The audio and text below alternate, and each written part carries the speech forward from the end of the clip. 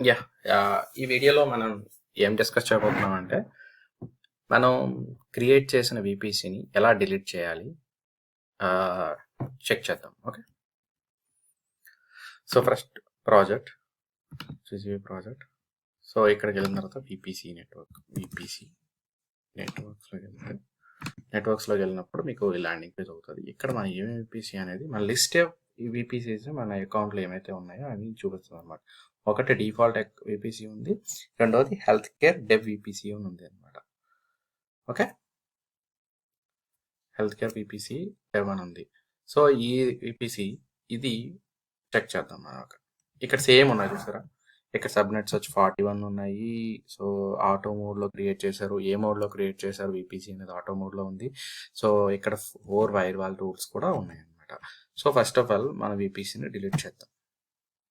ఈ వీపీసీని ఓపెన్ చేయగానే మీకు ఇక్కడ డిలీట్ వీపీసీ అనేది ఉంటుంది అనమాట. డిలీట్ వీపీసీ అని ఉన్నప్పుడు ఒకసారి డిలీట్ చేద్దాం. సో, ఇక్కడ డిలీట్ అవుతుంది. To confirm the type network name, ఇదే కదా మన డిపిసిది, అక్కడ హైలైట్ అవుతుంది. సో, హైలైట్ అయిన తర్వాత క్రియేట్ చేసి సో హిట్ చేసినప్పుడు ఆటోమేటికల్గా డిలీట్ అవుతుంది అనమాట. సో, చూడండి డిలీట్ అవుతుంది.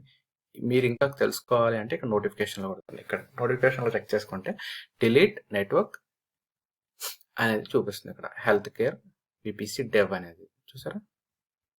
సో, మీరు ఇక్కడ రిఫ్రెష్ చేయండి వేరే న్యూ ట్యాబ్లో.